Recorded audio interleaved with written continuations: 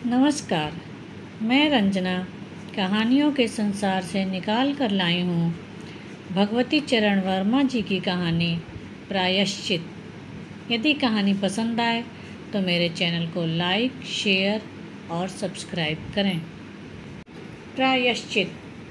अगर कबरी बिल्ली किसी से प्रेम करती थी तो वह रामू की बहू से, और रामू की बहू घर भर में किसी से घृणा करती थी तो कबरी बिल्ली से। रामू की बहू 2 महीने हुए प्रथम बार मायके से ससुराल आई थी। सास की दुलारी 14 वर्ष की बालिका, भंडार घर की चाबी उसकी करधनी में लटकने लगी। नौकरों पर उसका हुक्म चलने लगा। घर की सारी जिम्मेदारी उसी पर थी। सास जी ने माला ली और पूजा पाठ में मन लगाया। वह ठहरी 14 वर्ष की बालिका कभी भंडार घर खुला रह गया तो कभी भंडार घर में बैठी बैठी सो गई। कबरी बिल्ली को मौका मिला नहीं कि घी दूध पर जुट गई। अब रामू की बहू की जान आफत में। वह हांडी में घी रखते रखते ऊँग गई और बचा हुआ घी कबरी के पेट में। रामू की बहू दूध ढककर मिसरानी को जींस देने गई और दूध न दारद। अगर बात यहीं तक रह जाती तो भी बुरा न था। कबरी रामू की बहू से कुछ ऐसा परिच गई कि रामू की बहू के लिए खाना पीना दुश्वार हो गया। रामू की बहू ने तय कर लिया कि अब या तो वही घर में रहेगी या कबरी बिल्ली ही। मोर्चाबंदी शुरू हो गई। दोनों ही सतर्क। बिल्ली फंसाने का कटघरा आया। उसमें दूध, मलाई, बिल्ली को प्रिय लगने वाले पदार्थ रखे गए, लेकिन बिल्ली ने उधर निगाह तक न डाली। अभी तक तो कबरी रामू की बहू से डरती थी, पर अब वह उसके साथ लग गई, लेकिन इतने फासले पर कि रामू की बहू उस पर हाथ न लगा सके। कबरी के हौसले बढ़ने से रामू की बहू की परेशानियां बढ़ती जा रही थी। उसे मिलती थी सास की मीठी झिड़कियां और पतिदेव को मिलता था रूखा सूखा भोजन। एक दिन रामू की बहू ने मेवे डालकर खीर बनाई और खीर से भरकर कटोरा कमरे में एक ऊंचे ताक पर रखा जहां बिल्ली न पहुंच सके। रामू की बहू इसके बाद पान लगाने में लग गई। उधर बिल्ली कमरे में आई। ताक के नीचे खड़े होकर उसने कटोरे की ओर देखा। सूंघा, माल अच्छा है। ताक की ऊंचाई को अंदाजा। उधर रामू की बहू पान लगाकर सास जी को देने चली गई।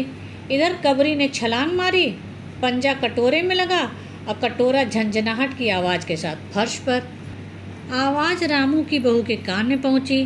सास के सामने पान फेंक कर दौड़ी। क्या देखती है?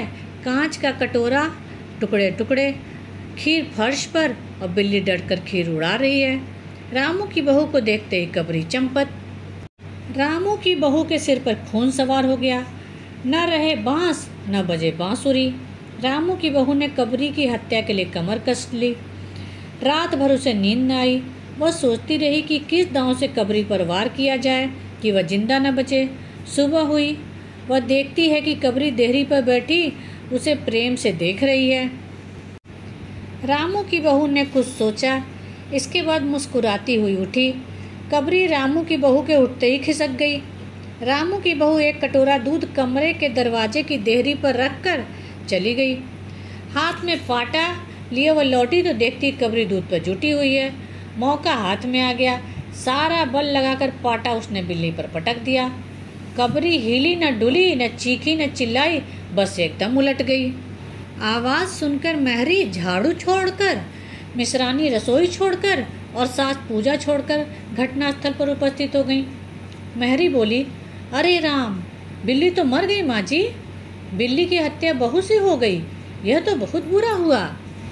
मिसरानी बोली, माँ जी, बिल्ली की हत्या और आदमी की हत्या बराबर है। हम तो रसोई न बनावेंगी जब तक बहू के हिस्से हत्या रहेगी। सास जी बोली, हाँ ठीक तो कहती हो। जब तक बहू के सिर से हत्या न उतर जाए तब तक कोई न पानी पी सकता है न खाना खा सकता है। बहू, यह क्या कर डाला? महरी ने कहा, कहो तो पंडित जी को बुलाए लाई। सास की जान में जान आई। अरे हाँ, जल्दी दौड़ के पंडित जी को बुला लो। बिल्ली की हत्या की खबर पड़ोस में आग की तरह फैल गई। पड़ोस की औरतें रामू की बहू पर प्रश्नों की बौछार करने लगीं। पंडित परम सुख को जब यह खबर मिली उस समय वो पूजा कर रहे थे। खबर पाते ही पंडिताइन से मुस्कुराते हुए बोले, भोजन न बनाना। लाला घासी राम की पतोहू ने बिल्ली मार डाली, प्रायश्चित होगा, पकवानों पर हाथ लगेगा। पंडित परम सुख चौबे पंसेरी खुराक वाले पंडित थे।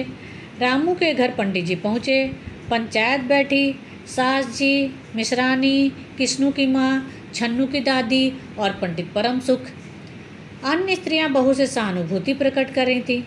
किस्नू की माँ ने कहा, पंडित जी, बिल्ली की हत्या करने पर कौन सा नरक मिलता है? पंडित जी ने पन्ना पलटते हुए कहा, वह मुहूर्त मालूम हो जब हत्या हुई हो तो नरक का पता लगाया जा सकता है। मिश्रानी ने कहा, यही कोई 7 बजे सुबह। पंडित जी ने पन्ने पलटे, अक्षरों पर उंगलियां चलाई, माथे पर बल डालकर गंभीर स्वर में बोले, हरे कृष्ण हरे कृष्ण। ब्रह्म मुहूर्त में बिल्ली की हत्या घोर कुंभी पाक नरक का विधान है। रामू की माँ, यह तो भारी अनर्थ हो गया। रामू की माँ की आंखों में आंसू आ गए। तो फिर पंडित जी, अब क्या होगा? पंडित जी मुस्कुराए। रामू की माँ, चिंता की कौन सी बात है? हम पुरोहित फिर कौन से दिन के लिए हैं? शास्त्रों में प्रायश्चित का विधान है, सो प्रायश्चित से सब ठीक हो जाएगा। रामू की माँ ने कहा, पंडित जी, इसीलिए तो आपको बुलवाया है, बताइए क्या किया जाए?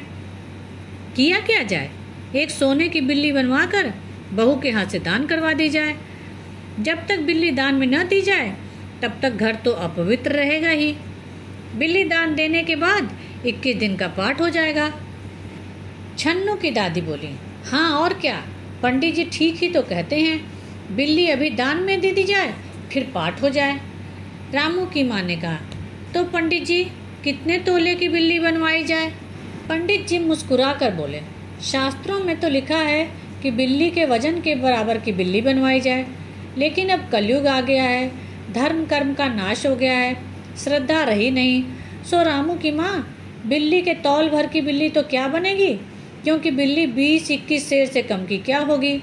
हाँ, कम से कम 21 तोले की बिल्ली बनवा कर दान कर दो, और आगे तो अपनी अपनी श्रद्धा। रामू की माँ ने आंखें फाड़कर पंडित परम सुख को देखा। अरे बाप रे, 21 तोला सोना? पंडित जी, यह तो बहुत है, तोला भर की बिल्ली से काम न निकलेगा। पंडित जी हंस पड़े। रामू की माँ, 1 तोला सोने की बिल्ली? अरे रुपए का लोभ बहू से बढ़ गया। बहू के सिर बड़ा पाप है, इसमें इतना लोभ ठीक नहीं। तोल मोल हुआ और मामला 11 तोले की बिल्ली पर ठीक हो गया। इसके बाद पूजा पाठ की बात आई। पंडित परम सुख ने कहा, उसमें क्या मुश्किल है, हम लोग किस दिन के लिए हैं रामू की माँ? मैं पाठ कर दिया करूँगा, पूजा की सामग्री आप हमारे घर भिजवा देना। पूजा का सामान कितना लगेगा? अरे कम से कम सामान में हम पूजा कर देंगे। दान के लिए करीब 10 मन गेहूँ, 1 मन चावल, 1 मन दाल, मन भर तिल, 5 मन जौ और 5 मन चना, 4 पसेरी घी और मन भर नमक भी लगेगा। बस इतने में काम चल जाएगा। अरे बाप रे, इतना सामान? पंडित जी, इसमें तो 100-150 रुपये खर्च हो जाएगा। रामू की माँ ने रुआंसी होकर कहा, फिर इससे कम में तो काम न चलेगा।